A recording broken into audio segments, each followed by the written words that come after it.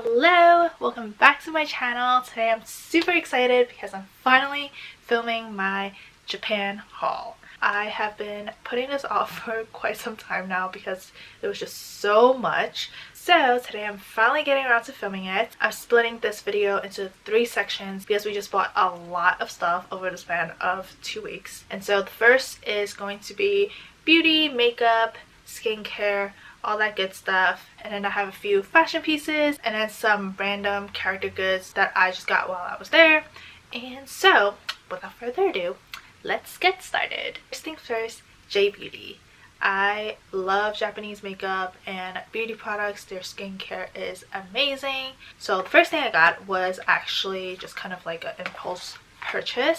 It's these eyelash serums. So they were on sale for I think $5 each. I think this white one over here was around $12. I can't really remember at this point, but these two were definitely $5 each. Instead of kind of like your traditional lash serums that help promote like growth and lengthening, these actually protects your lashes and nourishes it. This pink one is for daytime use, and then this darker color is for nighttime use, and this white one is kind of like for general use. This one seems to be a lot more premium, even though all 3 of these are part of the same brand. But yeah, I was really curious and intrigued, so I just got all of them to try, especially since they were on sale. Don't know if it's actually any good, but we'll see. The next thing I got is this setting oil mist. I love Japanese oil mist. It's super nourishing. This is probably my 2nd bottle that I'm getting. I got something similar the last time I was in Japan, and I just had to restock it because this is definitely a holy grail, especially in the summer. Alright, and then next up on the skincare list is this hyaluronic acid. I love this so much. This is the best. I previously bought a smaller bottle to try, and so when I saw this jumbo size one, I had to get it. It's so much cheaper to get it in Japan. Next up on skincare is this Fancial face charcoal face wash. I needed new face wash, so I decided to try these. I've tried a couple of Japanese brands for face wash, but I haven't really like found the one. Excited to give this a try because I've been having a lot more blackheads, and this is apparently going to help minimize the pores and get rid of the blackheads, so excited to try this. Alright, and then the next thing is not really Japanese beauty, but it's the VT Cosmetics Cica Vital Cream. I admittedly only got this because I needed a new moisturizer and I was short on the $50 cutoff for tax-free, so I just grabbed this. And I don't know, I tried a tester in the store. It felt really nice, so I decided to give it a try. I've heard great things about VT Cosmetics, so I thought, why not? Speaking of VT Cosmetics, I also picked up the No Sebum Mild Powder. This is probably a holy grail for a lot of people. It's great as a setting powder, or even for days where you don't even want to wear makeup but you want to make sure your skin is not like oily. This is it. And then one last thing for skincare is this medicinal pimple cream. This is probably one of the best sellers in Japan. I think I saw a couple buy like 30 of these at once, which is insane. This is the best pimple cream you can ever get. Not only can you wear it under makeup, super effective, and it works really well if you are acne prone, or if you're like me who just randomly gets acne. It's always good to just have this like stocked up and handy. And next up in medicine are these eye drops. These are my favorite eye drops ever. I need to stock up on these every time I'm in Japan. This time I got 2 different ones. This regular one, which is in this cute little square shape for everyday wear. It's the perfect formulation to really soothe your eyes, especially if you're a contact wearer like I am. The applicator for the eye drops are super precise, so you don't have to be afraid that you are going to miss your eye or anything like that when you put it on. And then for The other one that I also got this one to try. This is the Rich Premium, so it's a stronger formulation. And as you can see, I already opened this because I've been using this non-stop. And this is much more potent in the sense that it has that cooling effect. So when you first put it on, it does feel like it is burning your eye. But after like 30 seconds, the itchiness and redness definitely goes away. So it works super duper well. If you're looking for something stronger and you're prone to itchy eyes and red eyes, definitely consider this one over the square one. Okay, moving on to makeup. I did not buy too much makeup this time around because the last time I was in Japan, I literally stocked up. And so I decided to hold myself back in terms of makeup because personally, I'm not really a huge makeup person anyways. So I only picked up a few items that I thought was interesting. The first is this purple Can Make setting powder, and if you know anything about Can Make, they're super affordable, so I thought I'd test it out with one of their purple setting powders. I also picked up this super thin eyebrow pencil. I love Suzanne. This is one of my favorite Japanese beauty brands, and so when I saw this in store, I decided to try it, and it surprisingly works really well. Like, I tested it on my hand, and the next day, no matter how many times I washed my hands, it was still on my hand. You can see it in this picture right here. You can literally see all of the testers on my hand. Next up for Can Make, I also picked up this liquid eyeshadow. It's one of those where you just kind of like dab a little bit on top of your eyelids and blend it out, and it looks super natural. And then the last makeup item I got is this Jillian Tear Lid pencil. This is the first time I've actually heard of this brand. One of the major makeup trends in Japan right now is the Ego side makeup, so like that like little like fat area. This is supposed to be that like pencil where you like just kind of highlight that like little like part to make it like pop a little bit. So I just picked it up just to test it. It wasn't too expensive. I think it was like $10. I also picked up a few lashes in Japan as well. I got these Dolly Wink Easy Lash. You can actually get these in the US at like Tesso and Medua. It's readily available if you want to like go get a pair and try it out, and they just look super natural. They're super lightweight. I just love using these, so I decided to just stock up because it's way cheaper to get it there. Highly recommend trying these out if you're in the market for new lashes. And speaking of lashes, I also picked up these falsies from Daiso. For those of you who don't know, Daiso is a doll store in Japan, so these lashes were only $1. They look pretty natural. The band does look a little thick for my liking, but I'm excited to try them. I don't know how well they're gonna work, but they look quite similar to those Dolly Wink ones that I just mentioned earlier, so I decided to pick these up to try. Okay, last lash brand, Mish Blooming is one of my favorites ever, and they did a collab with Daiso, so these were only $1. Usually they run for around like $14-15. I've been trying to find these in the Daisos on the East Coast, but I haven't been successful, and I finally found them in Japan, so I decided to get them. They are really pretty and I have heard great things about them, so excited to try these. Next up we have hair care. So you guys can't see it right now, but I have blonde hair, so hair care for me is really important to make sure my hair doesn't look crazy. The first thing I always get in Japan are these hair mascara wands. They're similar to hair wax where they keep your baby hair down, except these come in mascara wands, and you just kind of swipe it down and it'll keep your baby hair in place without having to use a lot of products. I don't know about you guys, but whenever I use hair wax, it always makes my hair feel like extra greasy and like heavy, whereas these are super lightweight and I can just pat down the areas that I need to versus, you know, having to use like the whole stick on my hair. Since I have blonde hair, I picked up some purple shampoo. These purple shampoo by Diane, my god, they are probably the best purple shampoos I've ever tried. I picked up a sample size from Don Quijote while I was there in Japan. My hair was getting really brassy from all of the hotel shampoos, and then when I finally tried it, my hair, and I kid you not, the brassiness instantly disappeared.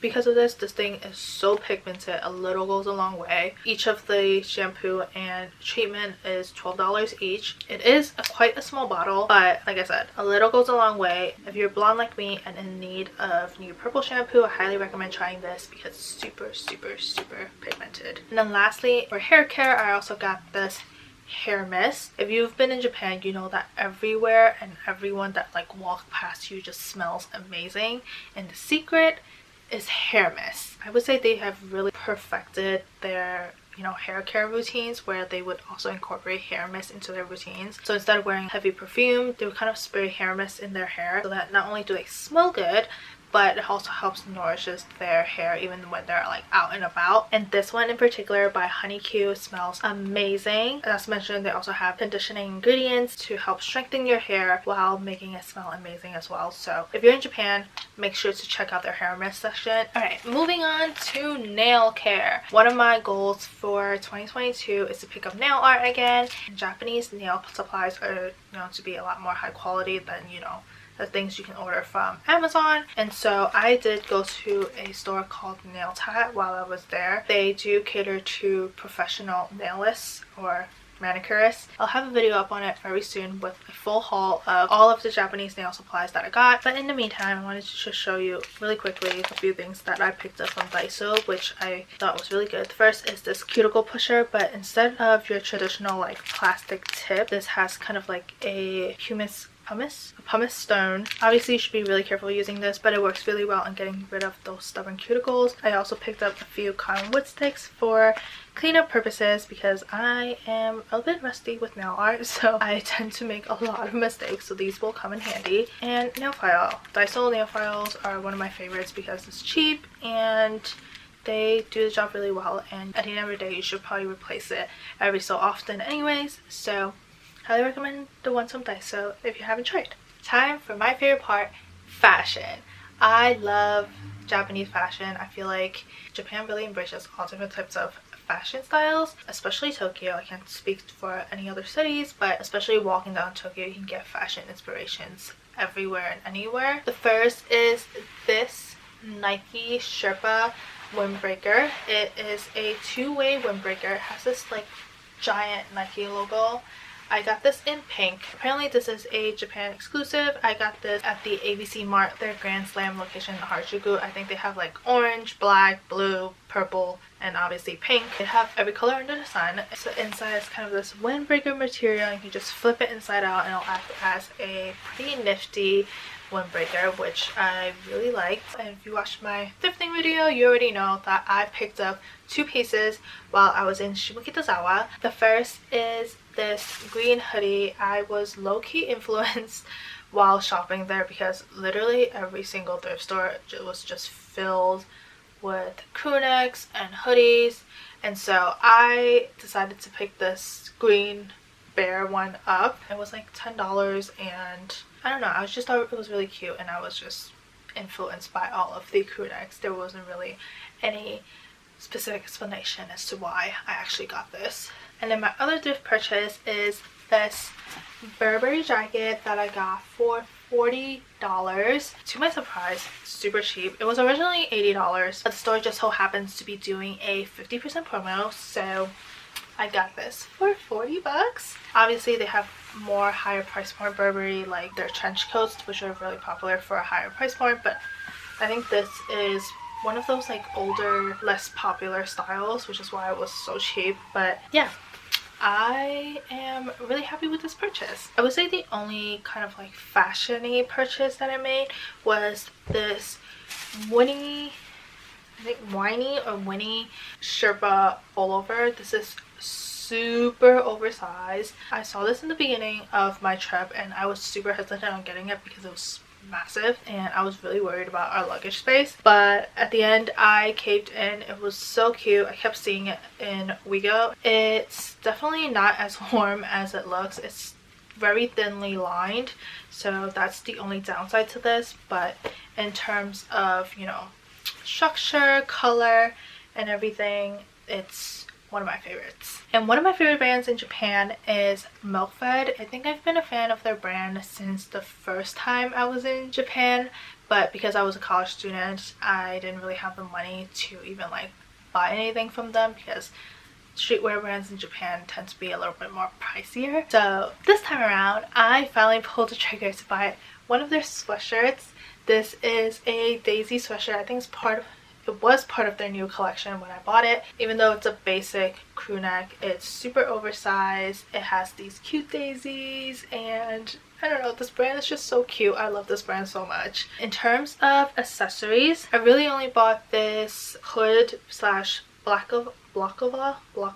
You guys get the point, but it's like a makeshift hood, super popular nowadays. I got this at WeGo and they had like a whole wall of all the colors. I really regret not getting like a more neutral color. I don't know why I went for pink. I guess I was trying to be quirky. And as someone who never wears anything with hood except for today, these come in really handy. And the last accessory that I really got was this bucket hat. This was obviously a impulse purchase, this furry bucket hat. Literally, as I was walking around Tokyo, almost every other girl was wearing some variation of this hat, so I decided I needed one. It's super cute, perfect for those bad hair days, so here we go. Next up is probably the most expensive item that I bought in Japan this time around. It is my vintage Chanel bag. This is my first Chanel ever. I got this for about $4,800. I just thought if I was gonna buy such an expensive bag, I want to make sure that I get as much use out of it as possible, because you know, at the end of the day, a bag's a bag and you should still put it to use. So even though I originally walked in looking for a vintage double flap, when I saw this I immediately thought this was so me. I am such a backpack girl, and I did a bunch of research, and apparently like vintage ones are much more high quality than the newer Chanel bags. I love it. You can fit a lot in here.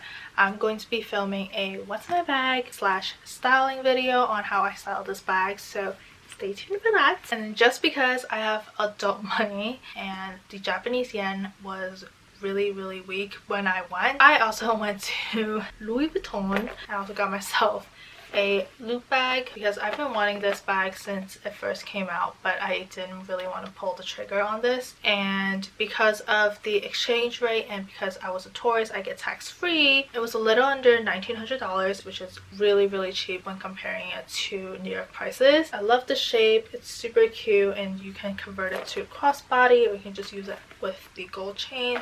It's just beautiful. Alright, on to the random character goods that I got, along with some other like random everyday items. First are these glasses wipes. As you all know, with COVID and everything, when we're all wearing masks, your glasses tend to fog up, and I wear glasses almost every day, and it's probably the most annoying thing ever, but this solves all my problems because it comes individually packed, so I just keep it in my purse.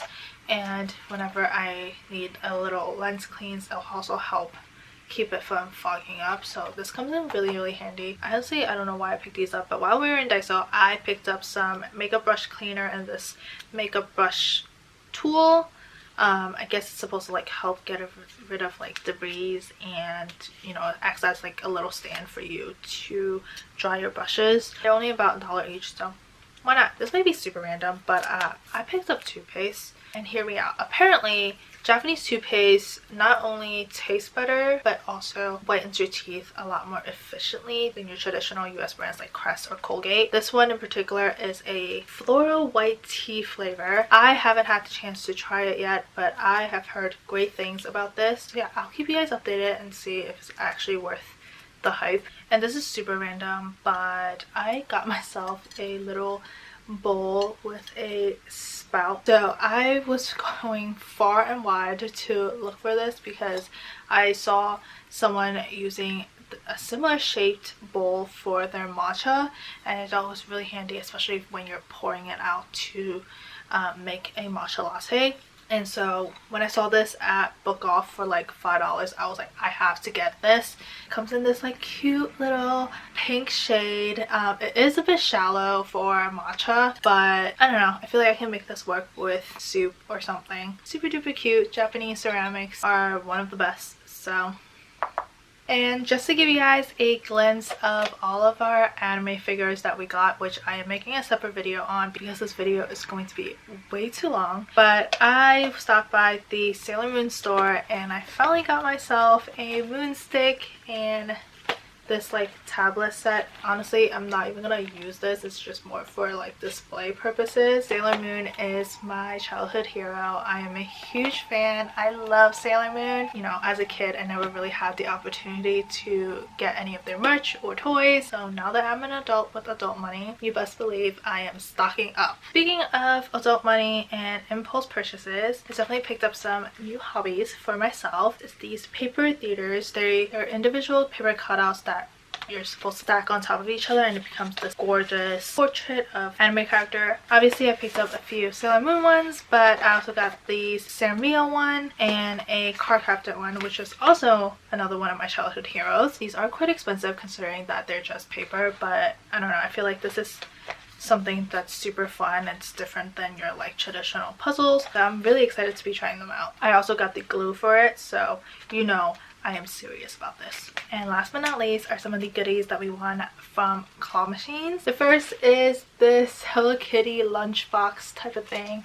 If you watched my world's largest claw machine video, you already know I struggled really hard to get this. Kept like bouncing out of the machine and I finally got it. I don't know what I'm going to be using this for, but I really only got this for as a sense of accomplishment. Plus, it's super cute. And of course, we can't forget about Spy Family. I feel like Spy Family is probably everyone's favorite animes the past year, and these Anya coin pouches are probably my favorite things that I got in Japan. I think there's like 6 or 8 of them, but I just happened to get these 3 because they were so hard to get. I don't need 3 coin pouches, but when it comes to Anya, I need them all. And speaking of anime, we can't forget about Chainsaw Man. Specifically, Pochita. I feel like even though he doesn't have too much screen time in the anime itself, it's probably one of the fan favorites. And so one of our goals was to find a plush of Pochita when we were in Japan, and little did we know on our first night there they already have like claw machines of them, and